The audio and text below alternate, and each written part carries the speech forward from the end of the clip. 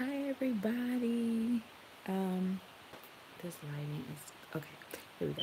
Hi everybody. So I am back today, and I'm going to be doing my labor and delivery story. I promise A Nay. She is a new subscriber over here to the channel. I was on a comment of someone else's video of their labor and delivery story, and I promised her that I was going to do mine, so that she can get an idea of kind of what I went through as far as having a natural childbirth.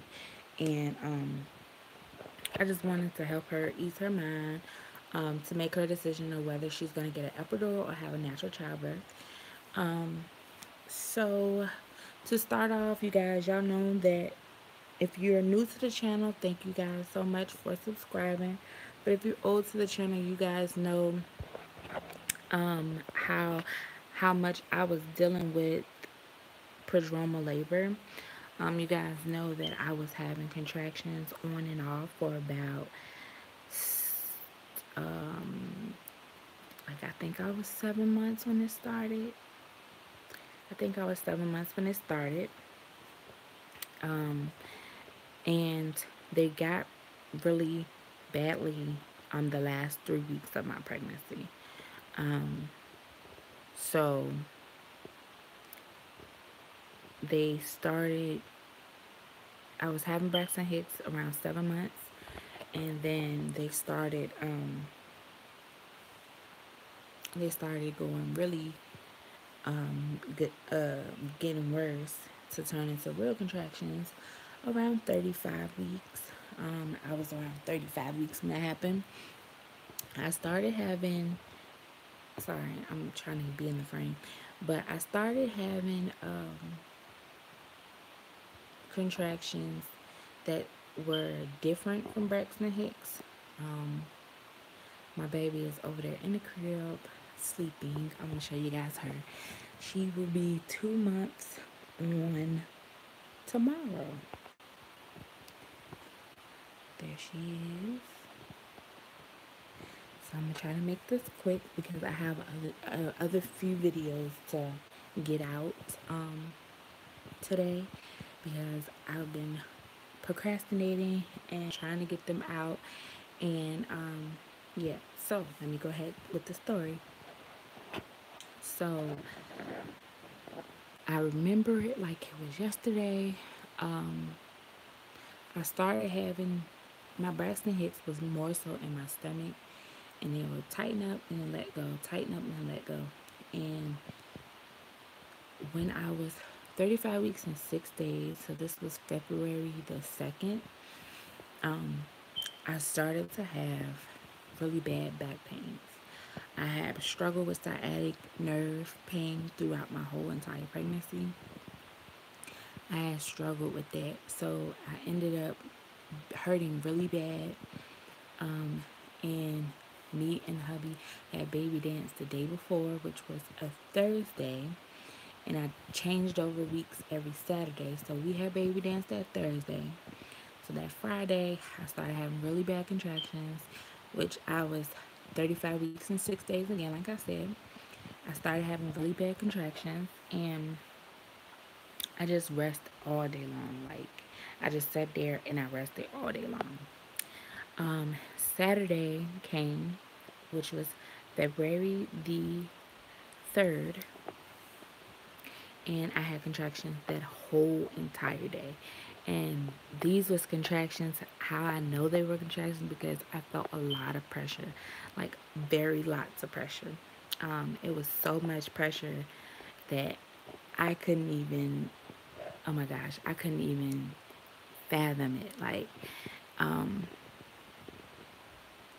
so after that, I just decided, okay, I'm gonna rest. But then, come February the 4th, which was that Sunday, which I was 36 weeks and 1 day by this time, and she is waking up, and I have to go to the restroom right second. And because this is a live, I don't want to turn it off, so I'll be right back.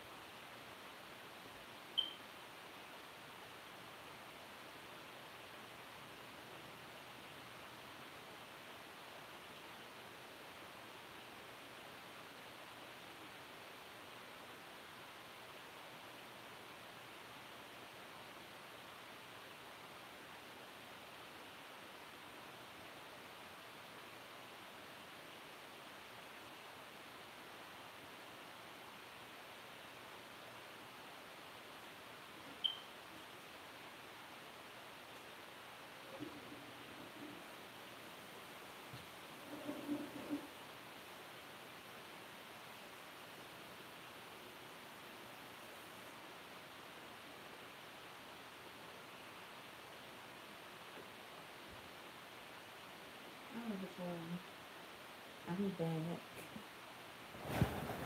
I hope I wasn't gone too long. Anyways, I know I told this part of the story already in one of my other videos, but this was everything leading up until the day I had her.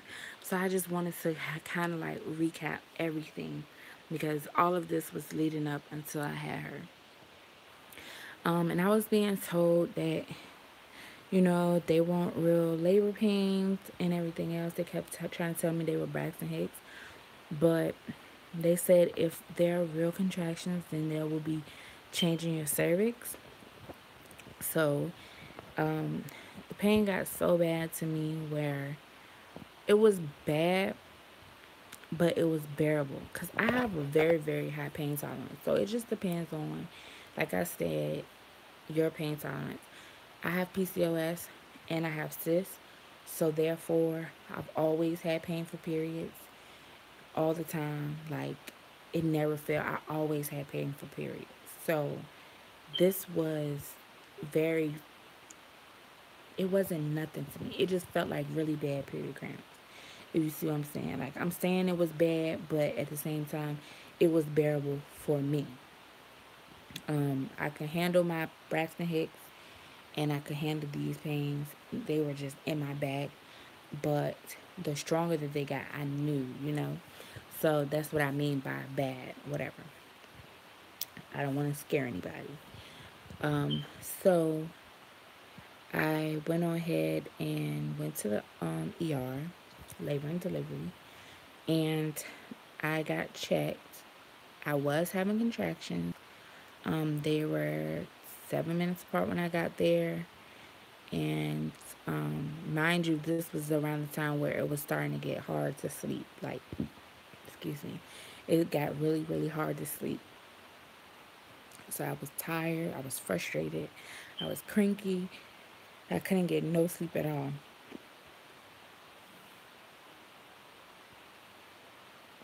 So they checked me, and I was a half a centimeter and 50% effaced.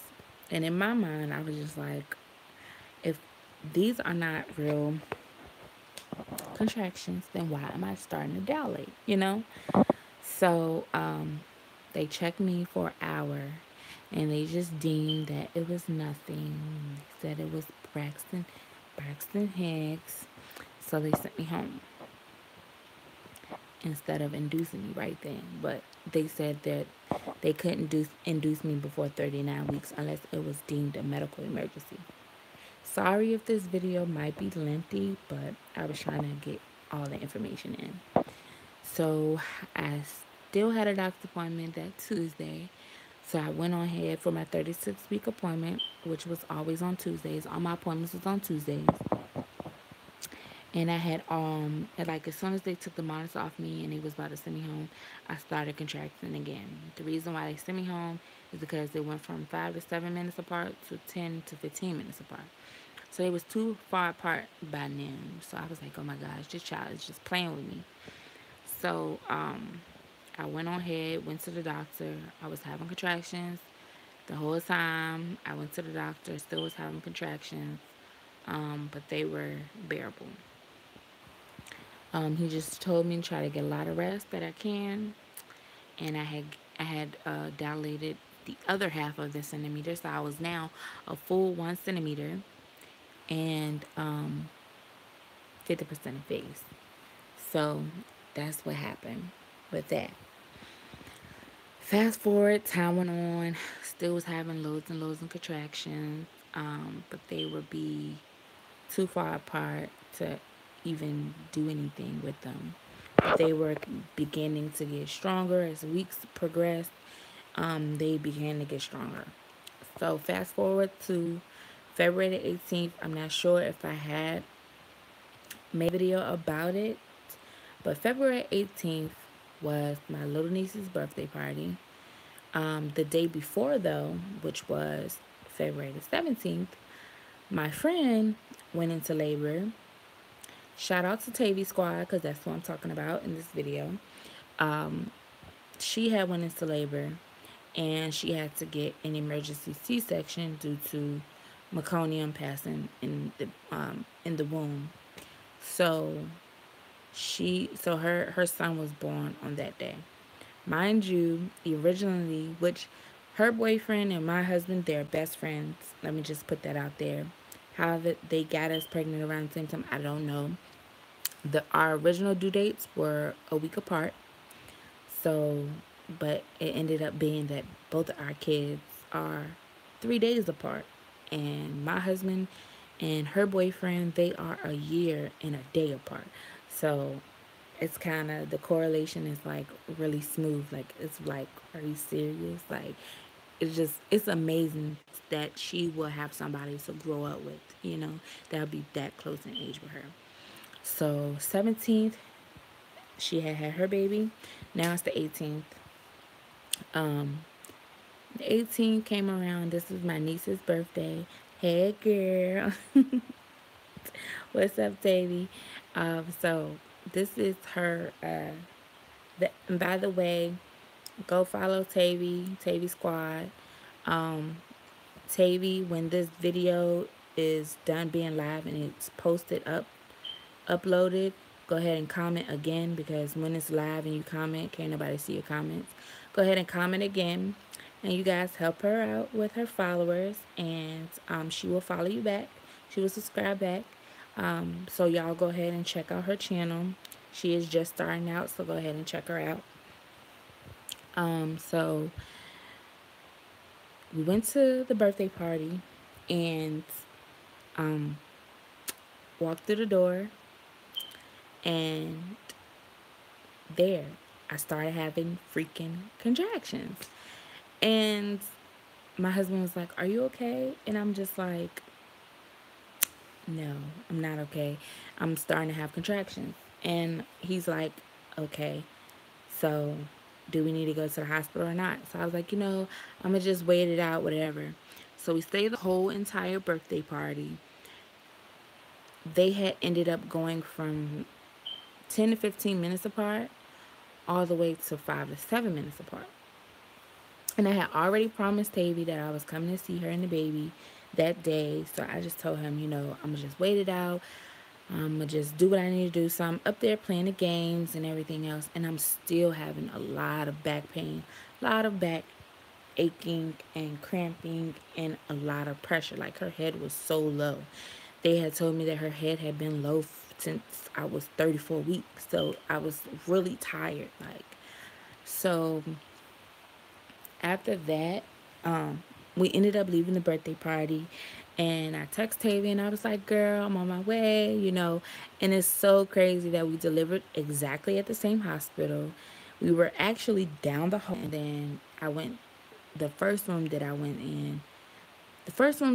originally went in the beginning was the room that I was in February 4th. That room that I was in February 4th, I actually gave birth in that room. So that was ironic. I don't know what. That was pretty cool. My mom had took me to the hospital that day. So we went up to the hospital, and I was so excited to meet my nephew. So I was really excited. And my husband left his ID at home.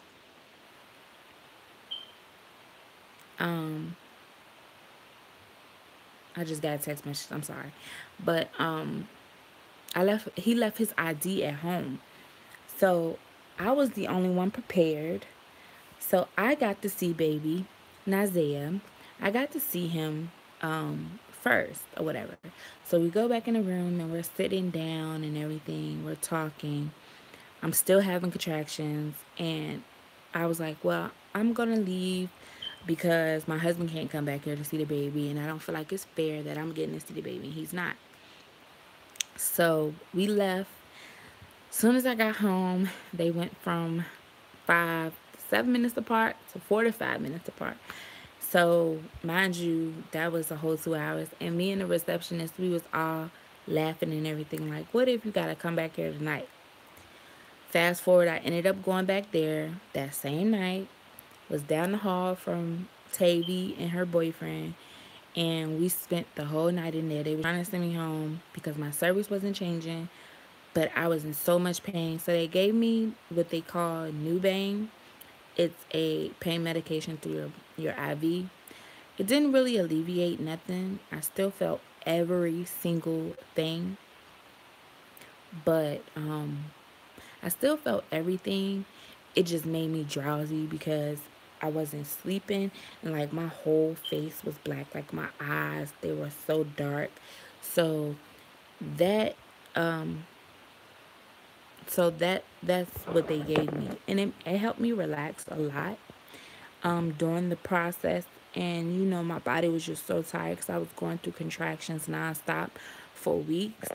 And the lady, I didn't like this nurse at first, and she was really rude. And I had one good nurse and one bad nurse. The bad nurse, she blew all my veins when she tried to give me the IV. I was dehydrated and everything.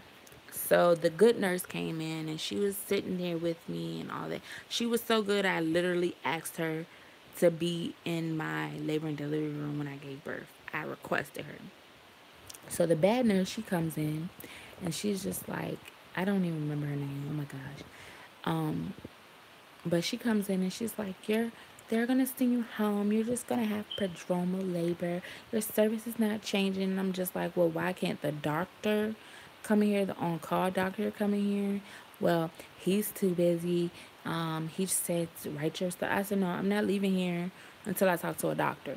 So they ended up letting me stay until the morning of February the 19th, because the office had opened and my doctor had to come across the street to check me. And he's like, well, the new policy is we can't induce you before 39 weeks unless it's a medical emergency, which I understand. But, I was momzilla, okay? I was just in so much pain, and the medicine had wore off, and I was tired, and I was cranky.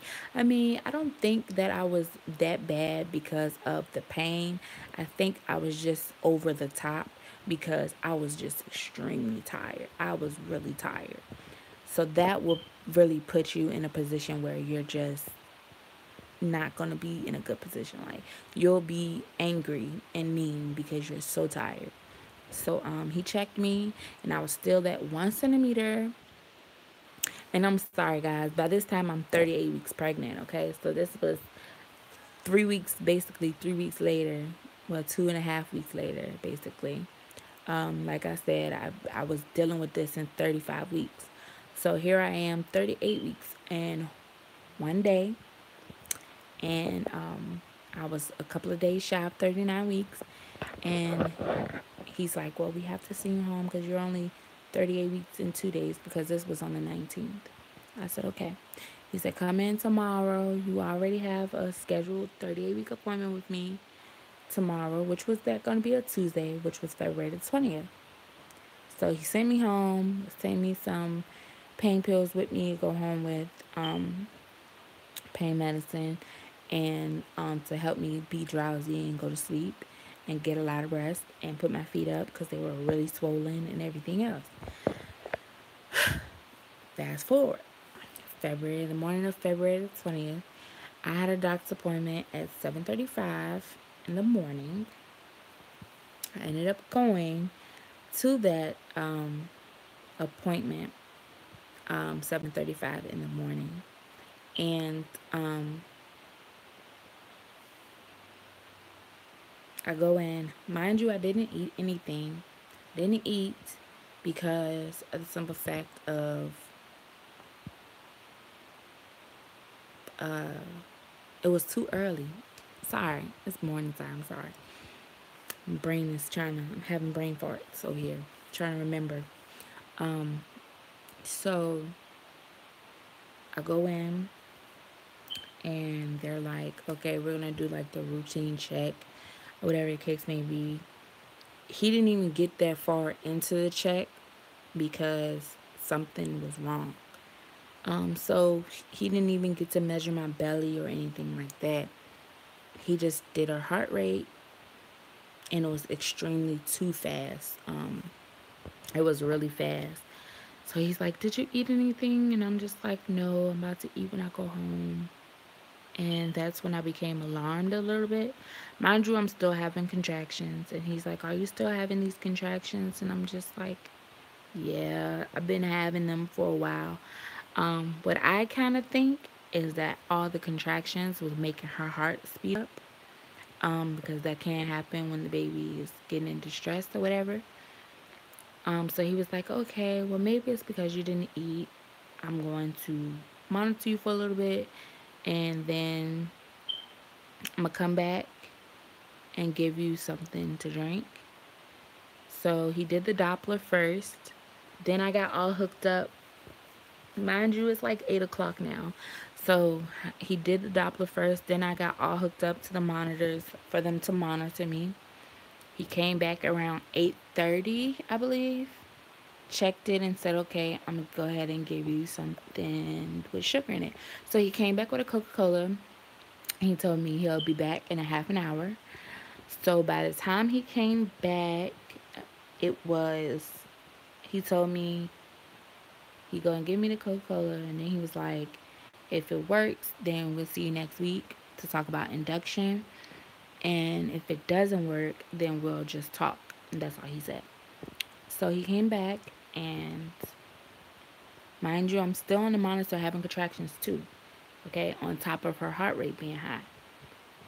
So it's like he can tell on the sheet that every time I have a contraction, her heart rate would dip up like really high. Like it was like in the 170s, like high 70s. So then after that, he was just like, came back. It was still high. He was just like, "Well, we're just going to go and have a baby." So me and my husband like, "Okay, when?" Like, he was like, "Matter of fact, we're going over there right now to have a baby." And we were like, "Oh, what? Did this just happen?" So that's why in my 38-week update, I was in a hospital gown and I couldn't really do a 38-week update like I wanted to. And it was just so much going on. She's stretching. It was just so much going on, and it was just unexpected. I wasn't prepared for it. So I feel like that's another reason why the video didn't come out the way I had hoped it had came out. I had hoped it had came out so much differently, but it was perfect. I got my little baby out at the end. So next child, I will try to be more precise, but I really, really wanted it for my first baby. I'm just bummed about that, but anywho, so I already had told my doctor in the beginning that I wanted to go natural. He just told me to tell them that I'm open to an epidural, just in case I change my mind, which in my mind, I knew I wasn't changing my mind. So I get to the hospital, and by the time they got my room and stuff ready, it was about 10:30. Because he told me no pass go, don't collect $200, just go straight to the hospital. Mind you, Tavy is still in the hospital. So I text her and I'm like, "Bish, I'm in the hospital down the hall from you, Bish." And she was like, "For real?" But they came and seen me while I was still pregnant, like when I was laboring. They brought the baby to my room and everything while they were going on a walk, but they didn't get to see my baby. And I wish I had did a video of them first meeting the baby. We went on a double date, and I posted pictures on my Instagram of when we was at Kabuto's, but I should have vlogged it. I don't know why I didn't, but anywho. So,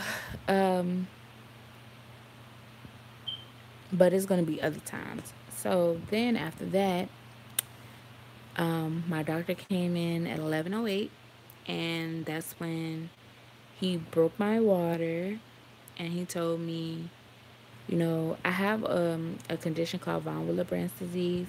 It's a clotting mechanism disorder where I do not have enough platelets to heal like wounds and stuff like that.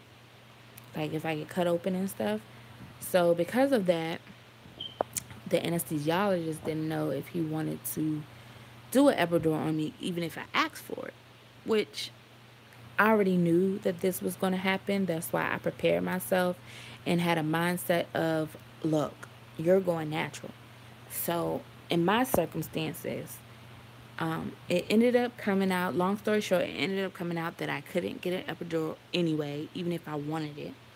But by the time they came and told me that they didn't feel like they wanted to do an epidural on me, and that was their final decision after the hemoglobin specialist that came in, by the time they came and told me that, I was already past the time where you can get an epidural. So I was already making good timing. So they came in, gave me the Pitocin around about 12 ish. And their monitor was messing up, so they couldn't monitor my contractions like they wanted to.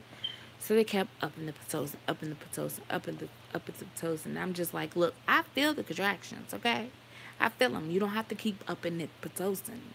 And the Pitocin actually made my blood pressure a little high. But he was just like, I know you're tired, and I already put it in that it was a medical emergency, because by the time I got to the hospital, her heart rate had went back down. So he was like, really?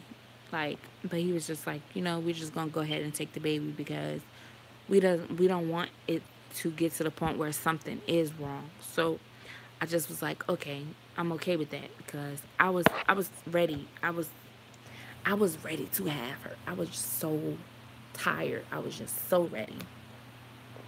So after that, by the time about, I think, five o'clock, by the time 5 or 6 came, I was already 4 centimeters, a solid 4. Um, I can't believe that I progressed that fast, because um, it took me a while to get to 5 centimeters, so they say. Like by 9 o'clock, I think they were calling to tell my my grandmother and my aunt and them that I was 5 centimeters. But baby, when I tell you, and I really don't think that I was 5 centimeters at no 9 o'clock, because baby, when I tell you, honey, by 9 o'clock, 9:30, I was saying, look, y'all, I feel like I gotta push. I feel like I gotta boo boo. I feel like I gotta pee. Like, and they just kept on saying, no, it's not. No, no, no, no. I mean, it was bearable until the last minute, to where they kept telling me, you can't push right now. Trying not to push hurts so bad. Like, when you feel that urge, you feel that urge. And this is another thing when it comes down to the epidural, like, it doesn't numb you all the way. It just, you can't, after you get the epidural, you don't feel the contractions, but you can still feel all the pressure. Honestly, if you guys want me to be honest, the pressure is much more worse than the contractions itself. The contractions are not as bad as that pressure that you feel when that baby is crowning down in your cuckoo. I'm sorry, my vajazz was on fire, okay, with that pressure. The contractions, I slept through them. But that pressure on that vajazz, honey, baby, child, it hurt so bad to me at that. It hurt so bad. So,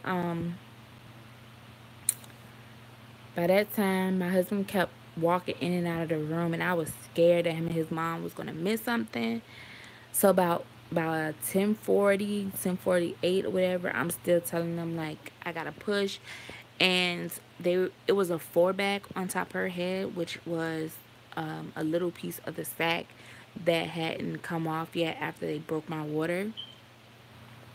So that was on her head. So that's why, another reason why they couldn't get no full calculation of how dilated I was. And She was like, I gotta check you. I gotta check you.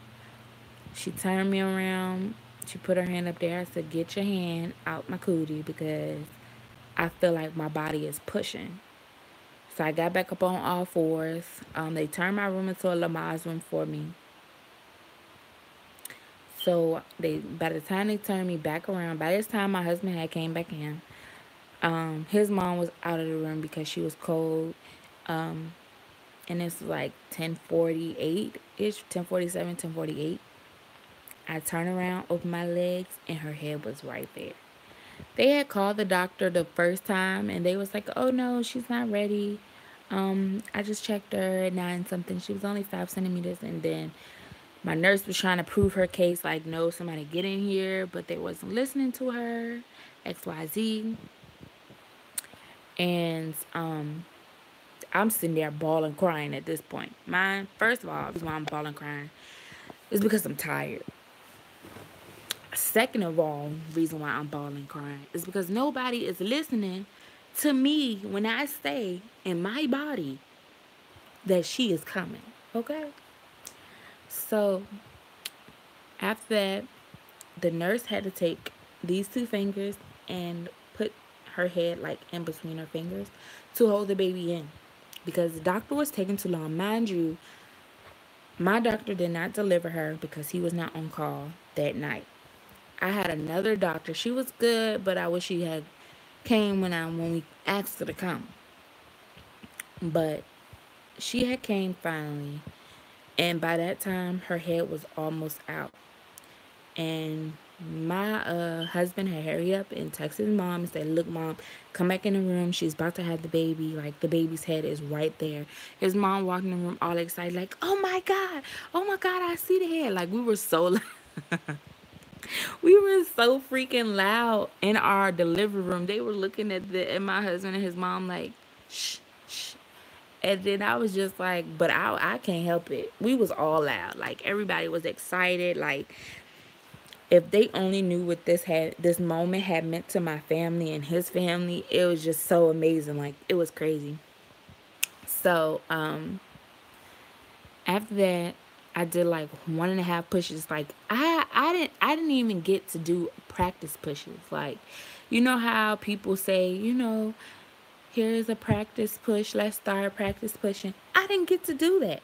I didn't get to do no practice pushes. Like my practice pushes was my real pushes.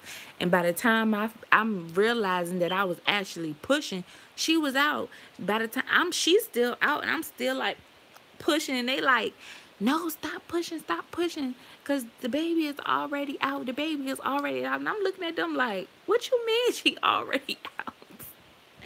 I'm sorry, y'all. It was just crazy. It was just so crazy. Like leading up all the way to my actual labor and delivery. This is the reason why I feel like I lost all the footage or whatever, because it happened like this. Like everything happened so fast that I couldn't just say, "Oh, pick up the camera, mom," or "Oh," like it was just so much. Like it was just too much. It happened so fast. So that's why I said, hopefully next baby comes as planned or whatever the case may be. Either way it goes, at the end of the whole situation, I still ended up having a beautiful baby girl. And even though you guys missed the labor and delivery part, I will still be here to let y'all see her grow. And actually, to mention, I accidentally deleted her 1 month update. So yes, I will be redoing that today. And I thank you guys for following me from beginning to end. Even though it's the end of my pregnancy, it's not the end of our lives, it's not the end of our journey. So thank you guys, and thank you for all the new subscribers. Make sure you rate, comment, like, subscribe, and hit that notification bell on the end of the subscribe button, just so you can be the first ones to know when I upload a new video. Thank you so much for tuning in and being patient with me with this lengthy video, because I know you guys have been waiting for it. But I thank you guys for being patient with me, knowing that I'm a new mom and about to start back working. Y'all are so great. If you guys hit us up on Facebook and Instagram, we're greatly appreciated.